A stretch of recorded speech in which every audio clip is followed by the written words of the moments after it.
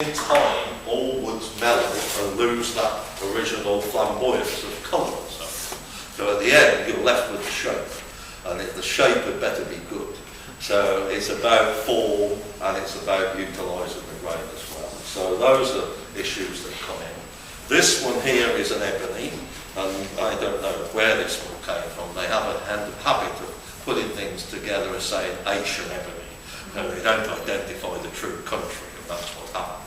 Some of the wood that came out of Sri Lanka was wonderful because it was variegated. It was getting close to Macassar and so forth, and Thai sometimes. But that one I couldn't tell you where it came from. But ebony is a wood that I like. I don't like the pure black ebony, which is mostly the African ebony, which gets used in piano keys and organ stops and all the rest of it. But it's brittle and it's pure black. I would much have it with the variegation into it, so you've got light and dark and so forth. I don't like the really true black, and it's not a nice wood in any case. The grain fibres don't interlock in African ebony like the South American and the Asian ebonies do. The grain fibres interlock on those more. Snakewood and African ebony are two of the worst timbers for interlock of side grain. They just crack down. There's very little fibre interlocks there. This particular wood, you people over here get a lot more spalted materials than we do. This is spalted beech. In Britain, I would never use beech normally for working with. In Ireland, the Irish beech is much mellower than the English beech, and a lot of the woods in Ireland, because of the wet climate there, yew is much mellower, so is the ash, so is the elm, and so is the beech. And a lot of the guys in Ireland make beech salad bowls. I would never think of using beech in salad bowls in Britain, because where you're directly opposed to the axis of wood, it tears like there's no tomorrow. It's much harder, and it doesn't have the mellowness that the Irish beech does. This is spalted. This came out of a log that the timber merchant didn't know his wood. I cursed because I bought the whole thing. It was 8 feet long and it was 2 feet diameter, and that is one of the lesser figured pieces out. It was magnificent material, but he cut the whole darn thing into 3-inch balls, which of course I didn't want. I would have liked to have done vessels in it, and big bowls and stuff, and what I got was stuff like this, a little bowl, but I bought it anyway. So these things happen. This one, pink ivory.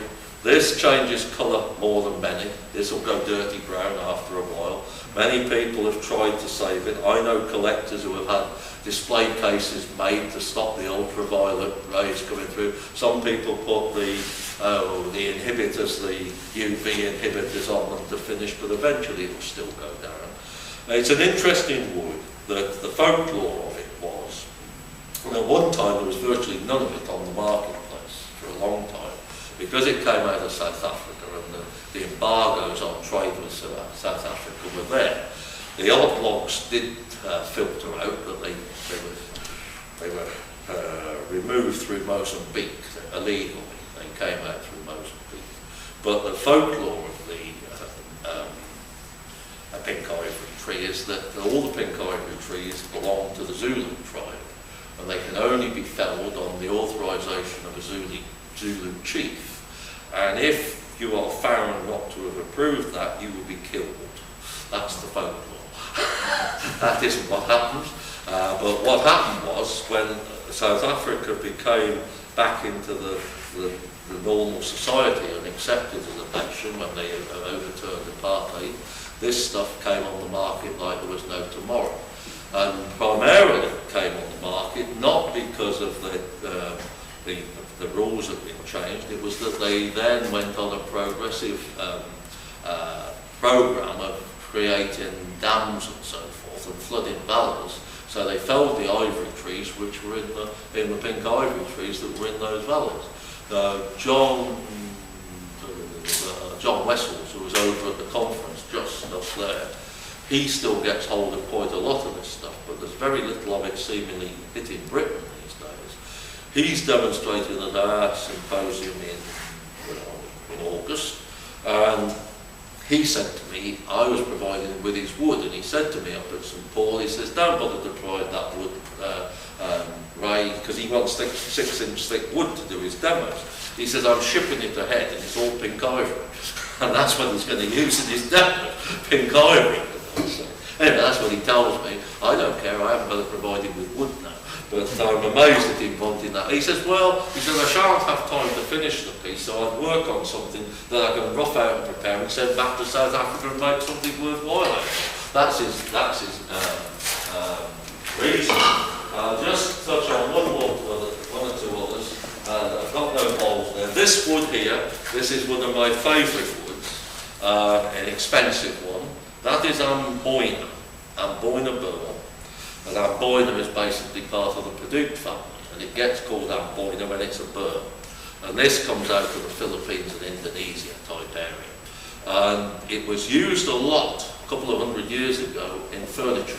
And it was thick veneer. They cut it, before the days of the peeling mills and stuff. It was cut by hand, and the veneers are quite thick on antique furniture. But there hadn't been any around for a long time. This stuff commands high price. This came into Britain probably about 10 years ago, and they were blister burrs, if you like. We call them burrs, you call them burls. We make a distinction between burl and burl. We use both terms. A burr to us is the spiky crop outgrowth. A burl is the scroll, like the big canker on the side, which doesn't have the bud eye growth in it.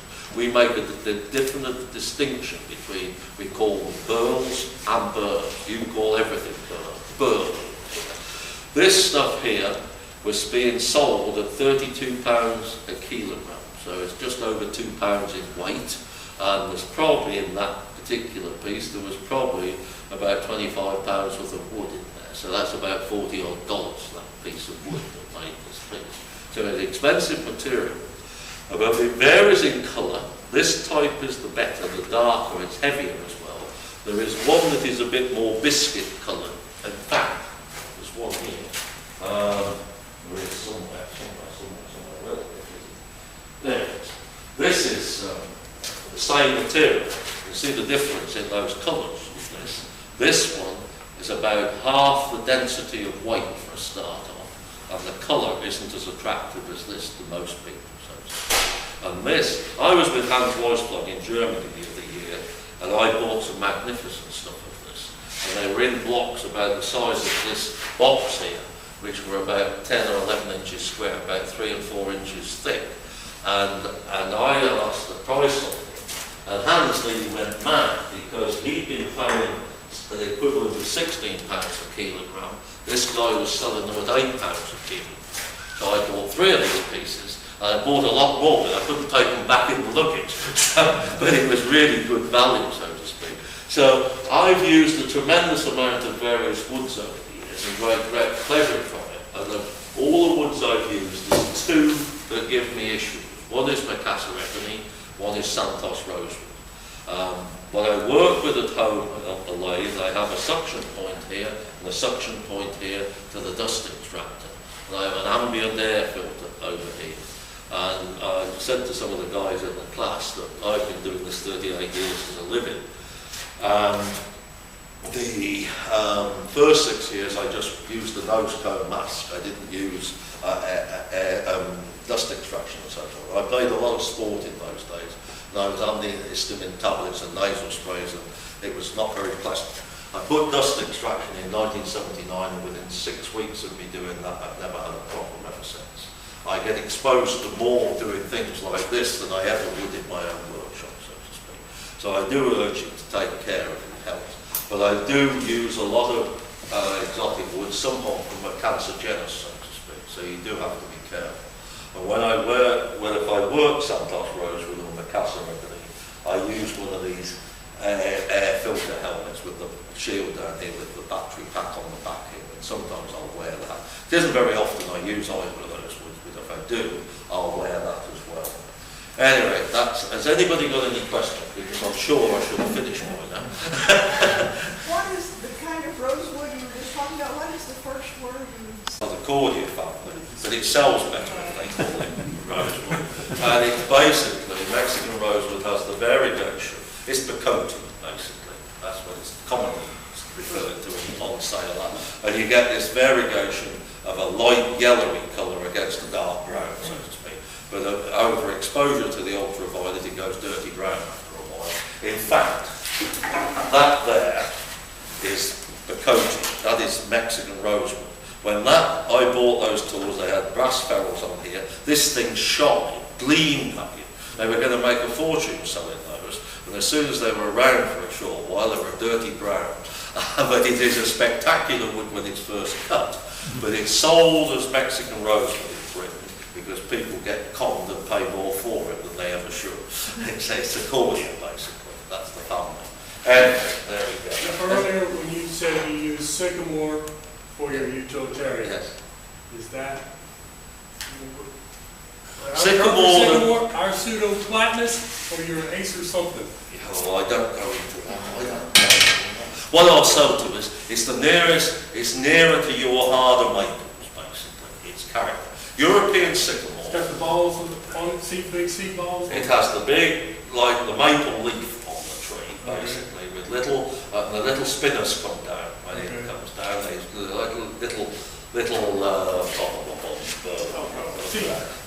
Seed wings. Yes, they are. They're a bit like a boomerang, so to speak, when they flutter down. Now, the sycamore is a weed tree, basically. It's very common in Britain, but it's very good for domestic wares. It doesn't have much character. Sometimes it can be quilted, a fiddleback, and that's what they put on the back of all the violins are sycamore. The fiddleback, they stain it down, it isn't in its normal colour, but the fiddleback on there, and that fetches big premium prices if you get that sort of wood, so to speak. I'm using the plain sycamore. I haven't got any here, but I'm using all it from my cutting boards, that all of it's done there. The sycamore that you have over here is more akin to what I would call our plain tree. You've got that pinky colour with the flecked figure into it. The European sycamore is a bit harder than your sycamore, but it has that flecked figure in it. And if it's cut on the quarter saw, and they get big trees, and they call it lacewood when it's cut on the quarter saw, because it's got that flecked figure through it. You drive across almost any city in Britain, the plane tree is quite common. You drive across Hyde Park in London, you drive through all the squares of London, the big trees are always plane trees. They're big, huge trees with burrs on them all over, and you look at them and think, gee, I'd love to get hold of that. You never will, they won't come down unless they blow down, that's for certain. But they're very common. It's become quite expensive because it's not so readily available. And what they normally do will rotate it at the mill to cut it quarter saw because it gets a premium price. But you waste more wood by doing that sort of thing. But that's what they do with it. But all across Europe and all across France, all the squares of France where they play their pétanque or whatever they call it, the bowls and stuff, all the squares of France are plane trees. That's what they are. But they pollen them, so it makes a canopy for cooling, so to speak. So they pollen those trees. But all the canopies of the squares in France will be the plane tree. The European plane. That's what they are. Has anybody got any more questions? Any comments? No? What about that? I have one quick question. You wax the outside of your salad bowls, put them away to dry? Very seldom. It isn't something you need to do in Britain. The climate is such that it's mellow, if you will, as a rule. You don't get the extremes that you can get here. And certainly we won't get the spalking that you'll get here because of the extreme humidity that you get here. We get humid temperatures, but nothing remote like you get here, so to speak. So no, it's very seldom that I do. If I was roughing out oak, I would certainly seal that because that will check up. Ash doesn't check up, nor does elms. You're pretty unlucky if it does on you. Sometimes it will, but you're unlucky if it does. So I don't do that. Sometimes I might put PVA glue on things just to check it a little, but very, very, very seldom. You know, that's where we're at. So are we done? Have I put you to sleep?